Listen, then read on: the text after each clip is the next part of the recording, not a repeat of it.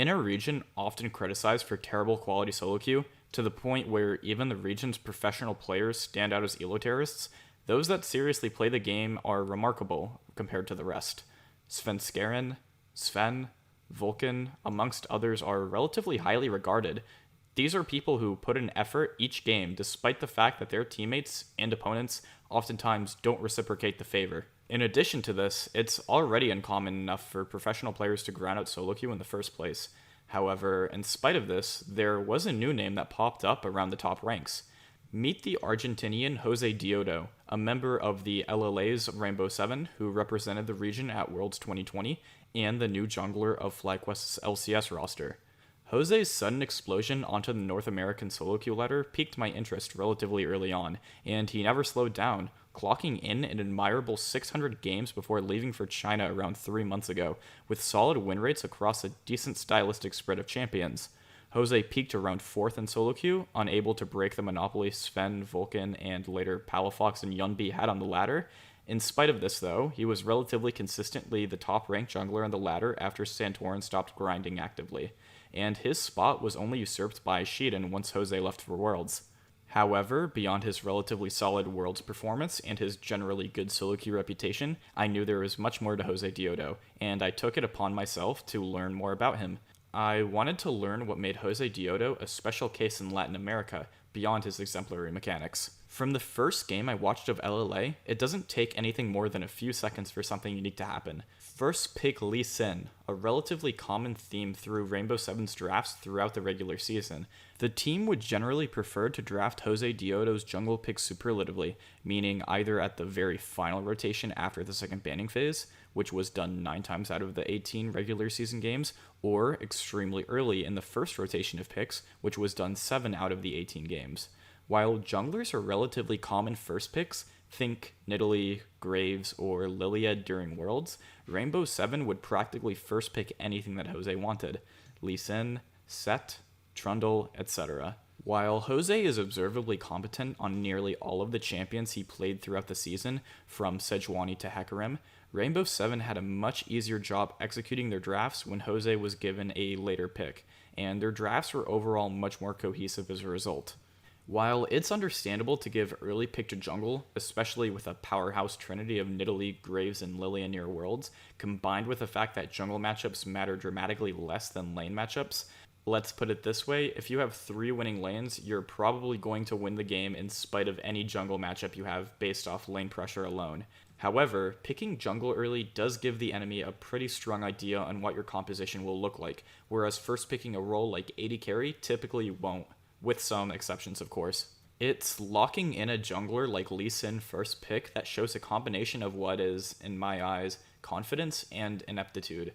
Not towards any singular person in particular, but both that Jose has the idea that it simply doesn't matter what the enemy picks, or what his own team's composition looks like. He'll simply roll over the early game on Lee Sin and accelerate his laners. At the same time, if the enemy team simply plays to execution, Lee Sin is pretty easily countered in draft as long as the enemy team stays vigilant and doesn't allow Lee Sin to run away with a game. Easier said than done, however, as we saw with Tess versus Fnatic at Worlds.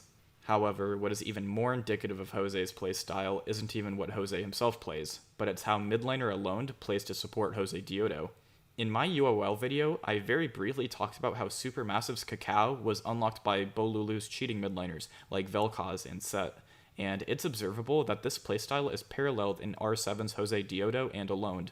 Zoe and Azir were the most picked mid laners for Alone, 2 champions that are extremely difficult to secure priority against, and are fantastic for giving their jungler agency through their low opportunity cost for shoving the wave. In 11 of the 18 regular season games R7 played, Jose copied the same path, a 3-camp prioritizing early buffs, and preferably the 3rd camp being Gromp, as it's one of the most elastic minor camps experience-wise per level, second to only Krugs, alongside being geographically convenient. Jose would then immediately look for a gank, or to fight in the enemy jungle, facilitated by priority mid laner, such as the before-mentioned Azir or Zoe. Occasionally, if the map doesn't look right to Impact yet, he can go back to clearing and circle around to topside by snaking his clear, taking the lesser camps around the way. This clear further has the advantage that since he's clearing Krugs last, when they respawn, they will be a higher level relative to the rest of the camps he just cleared, as they'll be respawning last. This is exacerbated by the fact that Krugs get the most out of levels out of each jungle camp. This path, despite being obvious, is relatively difficult to punish due to the fact that it's hard to target Jose's red side camps as the Raptors are too close to the enemy mid laner, who often has priority against his opponent. The Krugs are simply too far and inefficient to travel towards unless you're capable of diving the enemy on the way. And in addition to this, Jose always has the option to circle back around and kill you if you take too long. Furthermore, it's also hard to kill Jose since this 3-camp pattern gives him early double buffs, and Jose throughout the regular season preferred junglers that are simply too difficult to duel in the early game, such as Lee Sin, Graves, and Trundle. Teams that were well prepared, however, were capable of dealing Jose by pathing around Jose's obvious clear, and by trading pressure vertically, or just generally being prepared with his moves through good wave control around where they knew he would be once he instituted his trademark clear.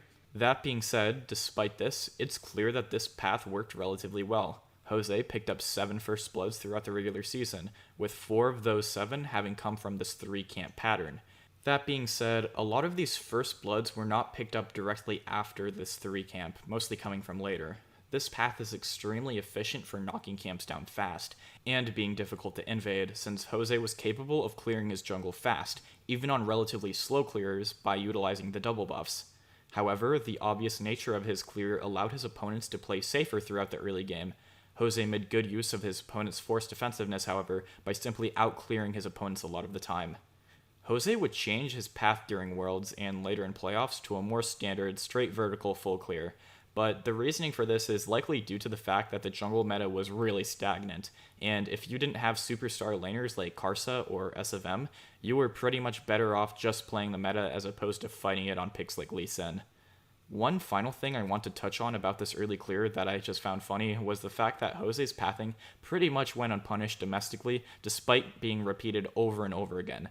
However, at Worlds, Karsa did a similar clear in 2 of his 4 Lee Sin games, and he was punished by the better teams, who were way better at tracking the Lee Sin, despite not having any particular early information on the Lee Sin. It goes without saying that the LLA is inferior to Worlds competition, but it's just an example that really illustrates it. Jose went unpunished in basically every single game despite using the exact same path for 61% of games. Meanwhile, Karsa is immediately exploited since this path is relatively orthodox. Furthermore, level 1s are relatively unorthodox in the LLA, which is another big reason why Jose got away with using this so much. While R7 tried to draft winning level 1s, it definitely wasn't always the case. But the LLA teams would just refuse to play for level 1, even when they had a winning composition, and taking away one of Jose's 2 buffs would have seriously slowed down his clear since he relied on them a lot to keep pace with the enemy jungler on the slower clearing picks like Trundle or Lee Sin. Beyond just the first clear and the laners Jose prefers to play with, it's observable that Jose is a jungler with a good grasp of aggressive pathing and how to choke the enemy jungler out of the game. In R7 versus UCH, after Jose's bottom lane falls for a pretty obvious Elise gank, Jose takes advantage of the situation by trading vertically. Jose saw Zyphers with double buffs on 12 CS on a bottom gank, indicating that at least one of these topside camps were up for UCH, if not both, and Jose takes away both. Gaining timer information on Zypher's Krugs, Jose follows this up with taking away his opponent's second Krugs, alongside enemy red buff, giving Jose a massive spike in power by utilizing his team's double lane priority on topside. So far, we have a pretty good idea about Jose plays. He prefers to play inside the enemy jungle by utilizing his surrounding laner's priority. In particular, Jose would greatly benefit from playing with a mid laner who actively plays for priority. He prioritizes early game dueling junglers, and while he's not bad at ganking, he would typically prefer to attack the enemy jungle as opposed to accelerating his laners through the early game. That being said though, we're left with the ultimate question this video aims to answer. Will Jose's playstyle work on FlyQuest? Work is a difficult word to answer, because while Jose's mechanics are clearly at least on par with most of the North American junglers in the LCS, it's ultimately up to the opponents to recognize Jose's telegraphed pathing on his comfortable champions, just as a lot of the teams attending Worlds did to their opposition. What we can look towards with certainty, however, is how Jose will stylistically function with his team. Palafox is a fantastic player to pair Jose with, as Palafox has demonstrated stylistic versatility throughout his tenure in Academy. Furthermore, the playstyle he utilized in the 2020 summer split revolved around gaining priority for Inori and pressuring the enemy jungle on picks like Zoe, Orianna, and Lucian.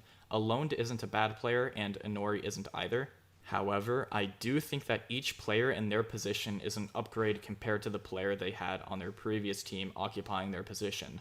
I think the pair I'd most closely compare Jose and Palafox to would be Cacao and Bolulu, or Closer and Damonte. However, Bolulu is way less mechanically competent relative to either other mid laner. Damonte and Palafox are way harder to differentiate, but I'd expect them to be relatively similar in playstyle, at least from the information we currently have available. In the top lane, Licorice also has a relatively versatile playstyle, and he's shown that he's a solid laner versus most of the cast of the LCS. My perception of him is tainted from summer playoffs, but stylistically he should work well with the rest of FlyQuest. He's a good resource recipient, and Jose prefers to focus a lot of his aggression on topside invades as opposed to the bottom side mosh pit death pits. Johnson and Diamond are the biggest unknown on the team. Johnson is without Aphromoo for the first time in his LCS career, and we will finally get to see if Aphromoo's intangibles were propping up the young player. Johnson clearly has mechanical talent and is capable of playing with and without resources on a relatively diverse cast of champions, ranging from Aphelios to Ashe. The only issue I could see coming out of this is Diamond has preferred to play with junglers who focus extensively on the bottom lane, utilizing melee champions to link with his jungler and influence elsewhere on the map, or just dive the enemy bottom lane. While Johnson isn't a player who needs a ton of resources to do well, Aphromoo is a player who was known to leave bottom lane a lot, but at least Aphromoo would mainly prioritize picks like Rakan, Bard, and Thresh, whose relatively high mobility would offset the amount of time he spent away from bottom lane and Johnson. Johnson could potentially be in a whole new level of destitute with Diamond. That being said, I don't think it'll be hard for Johnson to play slightly more safer than usual. It is just one issue that I see that could potentially plague FlyQuest. Finally, a major favorable point for Jose is LCS's slow playstyle. In fact, the LCS and the LLA are the closest regions relative to each other in terms of game pace. While the overall regional meta may be way different, Jose will not have an absurdly difficult time changing his pace to fit the LCS. In addition, I doubt language will be a significant issue, due to the fact that Argentina rates relatively highly as far as English aptitude is concerned, combined with Jose being young and having played on the North American server previously. In conclusion, I'm really excited for Jose to make his debut in NA. While I don't think LLA is a region worth heavily importing from, unlike OS, I never thought I'd speak that sentence in my life, I do think that Josedeodo will be an upper-tier jungler in North America. Furthermore, I think FlyQuest did a pretty good job pairing him with players that make sense together stylistically, and I think they exemplify each other's strengths. FlyQuest have a seriously powerful top side, and if they're capable of working well with their bottom side, I could see them contending with Cloud9 and Team Liquid near the top of the LCS. That's all from me.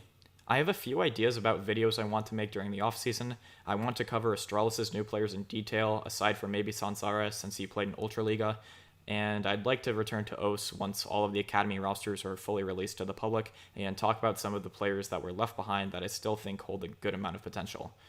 Big thanks to my graphics designer King as always. His socials will be in the description, and thank you for watching.